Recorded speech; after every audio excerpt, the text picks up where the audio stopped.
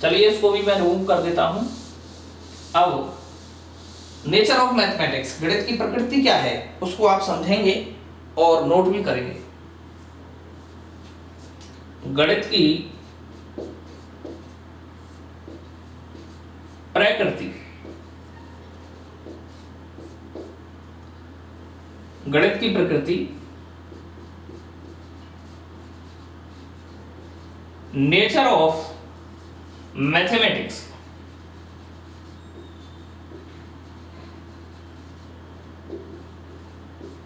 Nature of mathematics, गणित की प्रकृति क्या है, अब हम इस पर चर्चा कर रहे हैं। इसमें भी कुछ पॉइंट हैं, आप उनको स्टार लगाकर या तीर लगाकर या 1 2 3 4 इस तरह से करते हुए लिखते चलें। नंबर 1, गणित की प्रकृति, गणित की जो प्रकृति है वहां से भी प्रश्न पूछा जाता है शिक्षण विधियों में।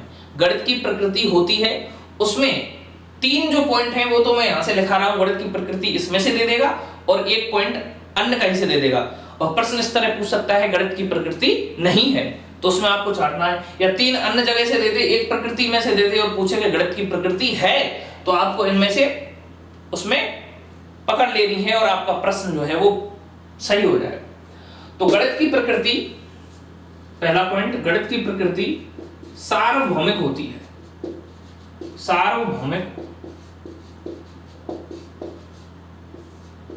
होती है। गणित की प्रकृति कैसी होती है सर? सार्वभौमिक, यूनिवर्सल होती है। नंबर 2, इसकी प्रकृति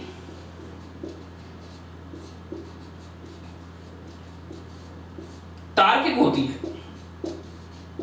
कैसी होती है? तार्किक, तर्क करने वाली। इसकी प्रकृति कैसी होती है? तार्किक होती है। नंबर 3,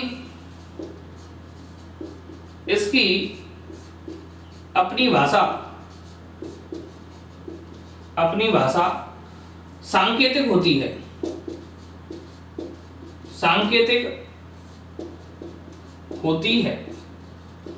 इसकी जो अपनी भाषा है वह कैसी है? सांकेतिक है, तथा इसके अपने सूत्र एवं सिद्धांत होते हैं, तथा इसके अपने सूत्र एवं सिद्धांत होते हैं। इसके अपने सूत्र और सिद्धांत होते हैं, ये लिख लीजिएगा। अभी इसकी विशेषताएं और मैं लिखवाऊंगा, इनको मैं रिमूव करूंगा क्योंकि हो सकता है नीचे आपको दिखाई ना दे। आप इन 3 जो विशेषताएं हैं गणित की प्रकृति की, उनको नोट कर लीजिएगा। इसका सभी विषयों के साथ क्या होता है? सहसंबंध होता है। यह गुण विचारों एवं संकल्पनाओं का क्या है? विषय है। यह क्या है? अमूर्त से मूर्त की ओर है। ऐसी कुछ विशेषताएं और हम देखेंगे। चलिए, आपने नोट कर ली होंगी, मैं इसको रिमूव करता हूं।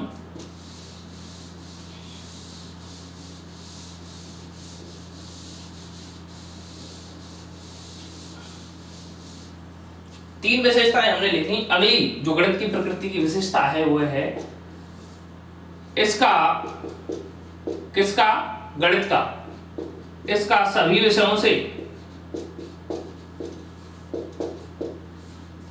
सभी विषयों से सहसंबंध होता है,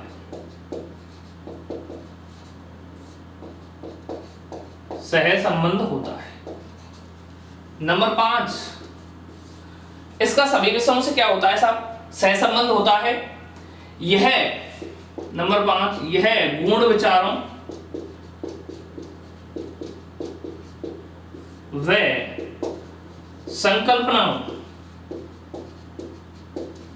इसमें बहुत सारी संकल्पना होती हैं, एवं गुण विचारों व संकल्पनाओं का विषय है। गुण विचारों एवं संकल्पनाओं का क्या है? ये विषय है। लिखिए, यह गुण विचारों व संकल्पनाओं का क्या है? विषय है। इसके अध्ययन से ही, इसके अध्ययन से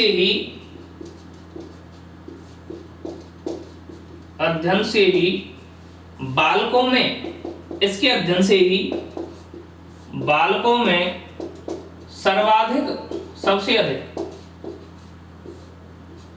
इसके अध्ययन से ही, किसके अध्ययन से, गणित के अध्ययन से ही बालकों में सर्वाधिक धनात्मक दृष्टिकोण, पॉजिटिव, धनात्मक यानी कि पॉजिटिव दृष्टिकोण का क्या होता है, विकास होता है। पॉजिटिव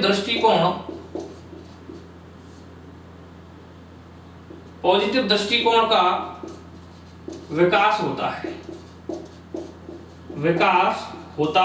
है, इसके अध्ययन से ही बालकों में सब सर्वाधिक धनात्मक जो पॉजिटिव जो दृष्टिकोण है उसका विकास होता है। किसके माध्यम से, इस गणित के ही माध्यम से। यह अमूर्त से मूर्त की ओर है। यह तो मैंने पहले भी आपको बता दिया था कि यह अमूर्त से किसकी ओर है, मूर्त की ओर है, क्योंकि हमारे अंदर अकस्मात विचार आया 8, तो वो क्या है, अप्रत्यक्ष है, अमूर्त है, और उसको यदि हमें संख्यात्मक मान के रूप में 8 इस तरह से बना के लिख दिया 8 कि ये 8 है, तो ये क्या हो गया, फिर मूर्त हो गया, प्रत्यक्ष। तो यह अमूर्त से क्या है, मूर्त है, यह अमूर्त से मूर्त की ओर है। देखिए, इसके अध्ययन से ही बालकों में निष्कर्ष निकालने की क्षमताओं का विकास होता है। 8वां, इसके अध्ययन से ही, किसके अध्ययन, गणित के अध्ययन से, इसके अध्ययन से ही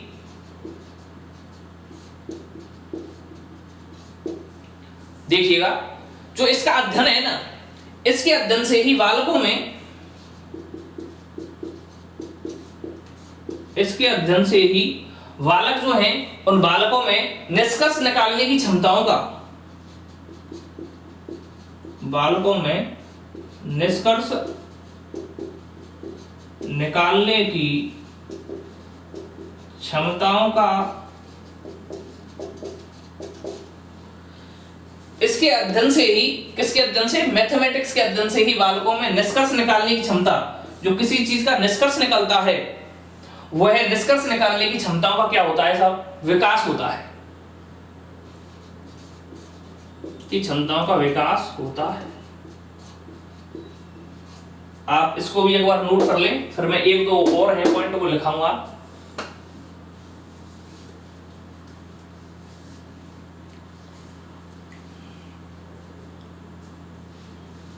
एक बार इसको नोट करें ताकि मैं इसको रिमूव करूं।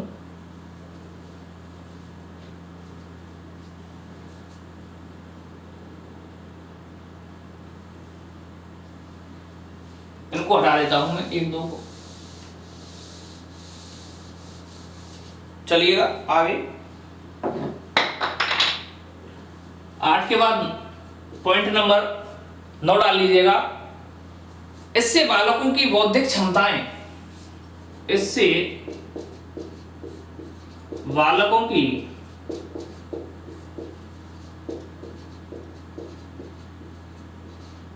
बौद्धिक क्षमताएं, इससे बालकों की कौन सी क्षमताएं, बौद्धिक क्षमताएं, इससे बालकों की कौन सी क्षमताएं साहब, बौद्धिक क्षमताएं क्या होती हैं, प्रबल होती हैं।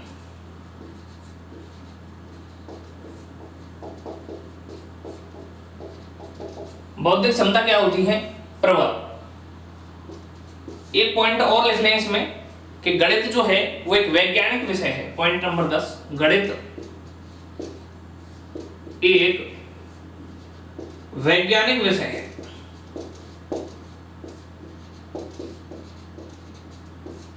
वैज्ञानिक विषय है, ये गणित की प्रकृति हो गई कि गणित जो है वो एक कैसा विषय है, वैज्ञानिक विषय है।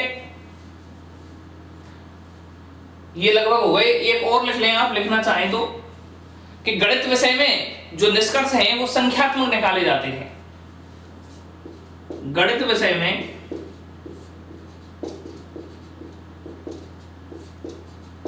गणित विषय जो है उसमें संख्यात्मक निष्कर्ष निकाले जाते हैं। विषय में संख्यात्मक निष्कर्ष निकाले जाते हैं।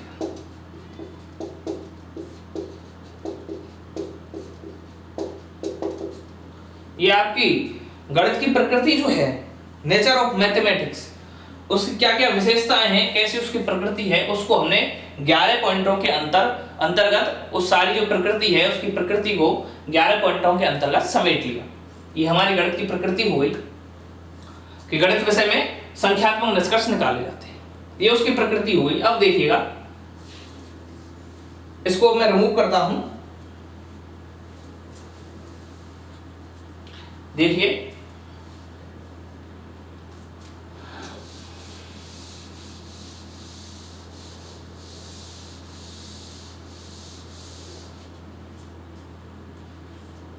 इसमें अब एक परिभाषा और लिख लीजिए, कोठारी आयोग के अनुसार। कोठारी आयोग के अनुसार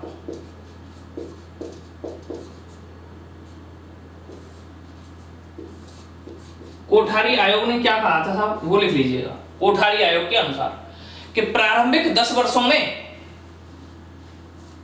प्रारंभिक कितने वर्षों में, 10 वर्षों में, प्रारंभिक जो 10 वर्ष हैं उन प्रारंभिक कितने वर्षों में, 10 वर्षों में बच्चों को गणित एवं विज्ञान अनिवार्य रूप से पढ़ाया जाए। प्रारंभिक 10 वर्षों में गणित एवं विज्ञान,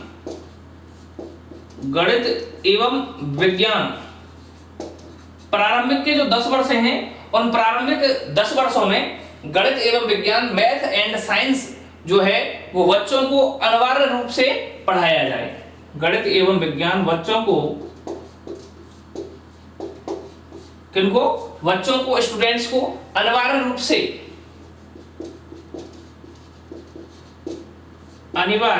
से पढ़ाया जाए। अनिवार्य रूप से क्या किया जाए, उसको पढ़ाया जाए। गणित के मूल्य या महत्व है अगला जो अपना पॉइंट है, गणित के मूल्य या इसको कह लीजिए महत्व। गणित के मूल्य एवं महत्व, ये अगला पॉइंट है। गणित के मूल्य या महत्व, गणित का क्या मूल्य है, गणित का क्या महत्व है, ये क्वेश्चन मार्क, ये हमारे सामने एक प्रश्न है। गणित के क्या क्या मूल्य हैं और गणित के क्या क्या मूल्य हैं, अर्थात क्या क्या महत्व है। तो ये गणित के क्या मूल्य हैं या क्या महत्व है, ये है मैं मेरी नेक्स्ट क्लास में पढ़ाऊंगा। गणित के क्या मूल्य हैं, क्या महत्व हैं, ये मैं अगली क्लास में आप लोगों को बताऊंगा। जब अगली क्लास में डालूंगा तो उसमें गणित के मूल्य महत्व पर चर्चा करूंगा। आप मेरे चैनल साइकोलॉजी